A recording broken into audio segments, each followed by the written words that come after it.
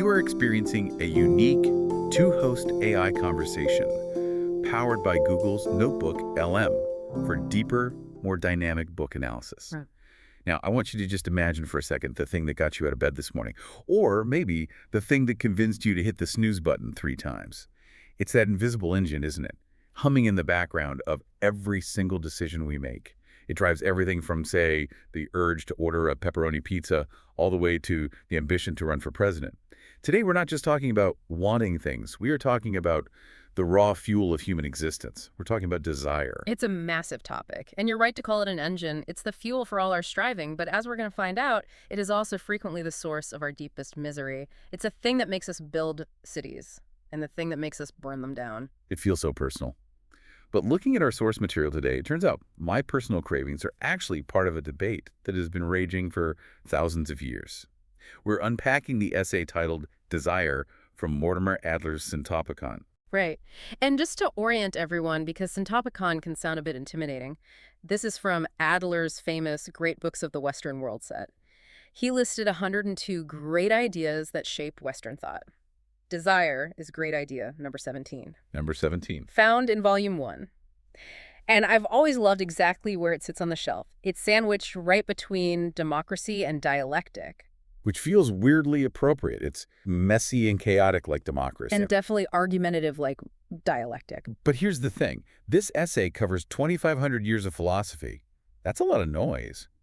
What's our actual mission here? What are we trying to extract from all that history? The mission is to answer one single persistent question. It's the thread that runs from the ancient Greeks right up to modern advertising. The question is, are our desires the fuel for a happy life, or are they obstacles that reason has to conquer? So, is desire a friend you should embrace, or a beast you need to tame? That's the core question. I love that framing. Friend or beast. Okay, before we get into the cage match between reason and passion, we need a baseline. How does the essay actually define desire? Because in my head, it's just wanting stuff. Adler starts broad. He defines it as the felt impulse. It's the movement of the soul toward an object you want, or the movement away from an object you want to avoid. Felt impulse. Okay. So in the context of this essay, desire is a catch-all. It covers appetite, passion, emotion, anything that pushes or pulls you. But the essay throws a curveball almost immediately. It mentions a major split in how philosophers view that impulse. It's almost a metaphysical disagreement. This is the first real aha moment in the text. There are 2 fundamental ways to interpret why you want things. View A is largely associated with Plato and later Christian theology. In this view, desire indicates a lack. A lack, like a deficit. Exactly, a deficiency. We want what we do not have. If I desire food, it's because my stomach is empty. If I desire wisdom, it's because I'm ignorant. So under this model, desire is a symptom of incompleteness. It implies there's a hole in you that needs filling. Yes. That makes sense, logically. Yeah. But it's also kind of depressing, isn't it? It means that to be full of desire is to be full of holes. You're defined by what you are not. It suggests that the perfect state is just nothingness. Precisely. It frames human experience as a state of neediness. If you are perfect, you wouldn't want anything. Which is why view B, represented by Aristotle, is such a crucial counterweight. Okay. Aristotle argues that desire isn't just about filling a hole, it's about the unimpeded exercise of a natural capacity. Okay, unpack that. Unimpeded exercise. Well, think of a sprinter. A sprinter desires to run, not because they are lacking running or because they're empty without it. They desire to run because they have the capacity to run, and it feels good to use that capacity. I see. For Aristotle, desire can be a sign of flourishing. It is your nature trying to express itself. That completely shifts the perspective. It moves wanting from being needy to being capable. So, if I have a desire to learn a new language, Plato says, you're ignorant and trying to fix it, but Aristotle says you have a working mind that wants to stretch its legs. Exactly. And that distinction, it must color everything else we're about to discuss. It does. If desire is a lack, you want to fix it and be done with it. If it is a capacity, you want to cultivate it. It changes whether you view your own ambition as a sickness or a strength. Which leads us to the main event, the ancient battle. If we have these impulses, whether they're lacks or capacities, who is in charge? Yep. Us, or the impulses. This is the core conflict. The essay takes us back to Plato and his famous imagery of the soul. He describes the soul as a charioteer driving a chariot pulled by 2 horses. I remember this one. It's a classic. It is. So reason is the driver holding the reins. But the chariot is being pulled by these horses, which represent our desires and spirited passions. And the problem is the horses are wild. They want to pull off the road, chase after grass, or fight other horses. So the driver reason has a full-time job just keeping them on the track. Reason must govern. That is the non-negotiable rule for Plato. If the horses take control, the chariot crashes. For most of the ancient world, then, the good life is defined by reason holding the reins incredibly tight. That's right. But then you have the Stoics. And reading the essay, their view felt less like holding the reins and more like, well, shooting the horses. It is the nuclear option, yes. The Stoic position is fascinatingly hardline. They view the passions as lawless elements. The essay actually quotes them describing passions as intrinsically evil and enemies of a good will. Intrinsically evil. That is intense. So what's their solution? If you can't just steer them, what do you do? Attrition. You don't just train the desire, you start it. You attenuate it. The goal of the Stoic, and later we see this in the philosopher Immanuel Kant as well, is to be emancipated from desire entirely. Why? What's the logic? The logic is, if you don't want anything, you cannot be hurt, and your reason can function without interference. It sounds incredibly disciplined, but also a little bleak. A life without wanting anything. It feels robotic. It's a philosophy of protection. Think about the world they lived in. Unpredictable, violent. If you pin your happiness on things you can lose, wealth, health, loved ones, you're vulnerable. So the Stoic says, stop wanting things you can't control. Exactly. But the essay contrasts this sharply with the middle path, taken by Aristotle and later Thomas Aquinas. Moderators. Right. For Aquinas, passions have a natural place in the moral life. You don't kill the horses. You need the horses to move the chariot. You just need them to go where the driver wants. Precisely. The essay mentions some specific terminology here that I found really useful, even though the words are ancient.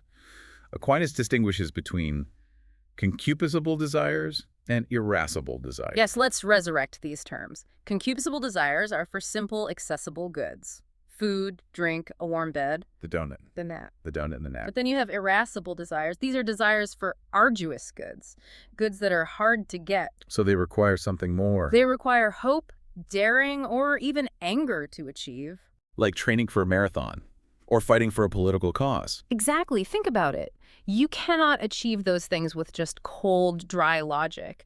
You need fire. You need that irascible passion to push through the pain and difficulty. So for Aquinas, if you kill your desires like the Stoic wants, you lose the energy required to do difficult good things. You lose the very engine for greatness. That is such a crucial distinction. It's not just about resisting temptation, it is about harnessing that energy.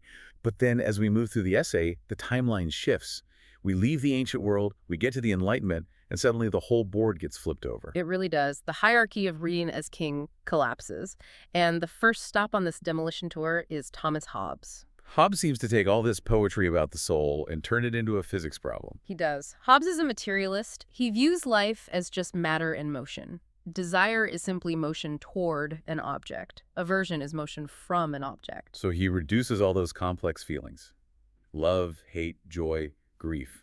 Down to what? Simple mechanics, appetite versus aversion. It's very mechanical. I move toward pizza. I move away from tiger. But then comes David Hume. And the essay frames Hume as the real revolutionary here. He says something that completely inverts 2,500 years of philosophy. It's one of the most famous and shocking lines in the history of thought. Hume argues that reason is and ought only to be the slave of the passions. The slave. The slave. Just think about that. Plato said reason is the charioteer, the boss. And Hume says what? Hume says, no, reason is just the GPS. That is a great analogy. Wait, explain that. How is reason a GPS? Well, a GPS can't tell you where you should go. It has no opinion on the destination. It can only tell you how to get there once you've decided you want to go. So reason can't generate action. Hume argues it can't. It cannot make you care. Only desire can make you care. Reason just does the math to get you what you want. That is a radical shift. It implies that being rational doesn't mean being good or wise. It just means being smart about getting what you want. If I want to eat the entire pizza, reason's job isn't to stop me because it's unhealthy. Its job is to calculate the most efficient way to get the pizza into your mouth. Precisely. It strips reason of its moral authority. If Hume is right, then a criminal mastermind is just as rational as a saint, as long as they're effective. And this sets the stage for the modern world we live in, where we often feel like our intelligence is just a tool serving our appetites. This feels like a perfect moment to pause. We've gone from reason as the king to reason as the slave. That is a lot to process. Before we get to the modern psychological twist on all this, we want to mention Mindful Moments, our YouTube channel offering AI book analysis, summaries, and critiques, inspiring reflection and rational thought. Indeed. It's a great resource for keeping that chariot on the road. Okay, we are back. We have left the Enlightenment, where Hume put desire in the driver's seat. Now we are sliding into modernity. And you really can't talk about desire in the modern world without talking about psychology. And specifically, Sigmund Freud. The essay highlights Freud's entry into this great idea. If Hume made reason a slave, Freud made desire a detective story. A detective story. How so? Well, before Freud, philosophers asked, is this desire good? Freud asks, where did this come from? He looks at desires, specifically things like religious devotion or deep emotional longings, and he doesn't see them as philosophical arguments. He sees them as biological or psychological mechanisms. Can you give an example from the text? Sure. He views the desire for God, for instance, not as a spiritual truth, but as a surrogate for the father figure, projected outward to handle our infantile dependence. So it's a coping mechanism. Right. Modernity tends to explain desire away. It looks for the evolutionary root or the unconscious trigger. It stops asking the moral question and starts asking the mechanical question. Which brings us to the so what question. We have you listening in, navigating a world full of desires. Why does this history, from Plato to Freud, matter to you right now? It matters because we are all dealing with akrasia. Akrasia, that's the Greek term the essay uses. Yes, it means weakness of will. It is that baffling state where you know what is good, you genuinely know you should go to the gym or save money or go to sleep, but you desire the opposite. And you do the opposite. And you do the opposite. The eternal struggle. The doom scrolling at 2 a.m. phenomenon. I know I should sleep, I want to be rested, but my thumb keeps moving. Exactly. Ancient philosophy treated this as a moral failure, a failure of the charioteer. But modern behavioral economics treats it as a data point. We're now designing entire economies around akrasia. That connects to the point the essay makes about consumerism. Yes. Modern capitalism operates on cultivating desires. Marketing isn't just about fulfilling needs anymore, it's about manufacturing wants. No, connect that back to Hume. Well, if Hume is right, and reason is just a slave to passion. Then whoever controls your passions controls you. Right. If a marketer or an algorithm can plant a desire in you, your reason will obediently wake up and figure out how to buy the product. You become a robot programmed to consume. That is terrifying.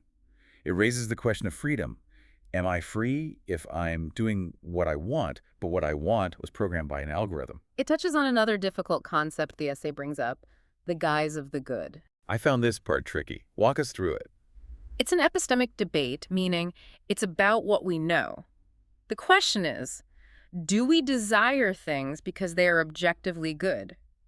Or do we call them good simply because we desire them? So, do I want the pizza because the pizza possesses the quality of goodness? Or does your wanting it make it good for you in that moment? Okay. If you agree with the guise of the good, you believe we are always aiming at something we think is good. Even the person doing something terrible, like a thief stealing a wallet, thinks the money is good for them. They're just mistaken about what's actually good. They're mistaken about the value, but they're aiming at a perceived good. But if you take the opposing view, That desire creates the value. then there's no objective standard. Good is just whatever I happen to feel like doing. It leads to a very relativistic world where you can't really say anyone is wrong, just that they have different preferences. That makes it very hard to build a moral society. It does, and that is why Adler's synthesis in this essay is so helpful. He doesn't just leave us in the mess. How does he bring it all together? Because we have Plato fighting Hume and Freud analyzing everyone. Adler concludes that we don't necessarily have to pick one winner for all time. Context matters. Give us an example of how that works in practice. Well, for daily character building, raising kids, holding down a job, being a good neighbor, Aristotle's moderation is probably the right tool. You want to train the horses, not kill them. You want healthy ambition and enjoyment. Exactly. But Yes. in a crisis or in deep spiritual striving, you might need the Stoic approach. If you are in a prisoner of war camp, or if you are trying to break a severe life-destroying addiction, moderation might not work. Just a little bit of heroin is not strategy. It is not. In that case, you need attrition. You need to view that desire as an enemy to be starved. So it's about having the right philosophical tool for the right situation. It is. And Adler points out a unity that underlies 2,500 years of arguing.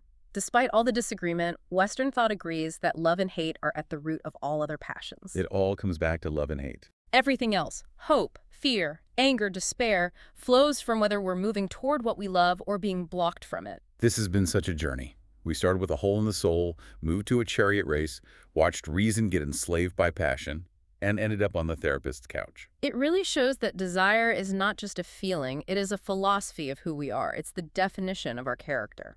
So here is the final provocative thought for you to chew on today. If David Hume is right, if your reason is truly just a slave to your passions, then are you actually the CEO of your own life? Or are you just a very clever lawyer constantly justifying whatever your impulses decide to do next? That is the question. Click the link on screen for more on this and other essay subjects. Subscribe, share, purchase via link, and think rationally. See the many genre-based book podcasts at Mindful Moments. Nourish your mind on the go.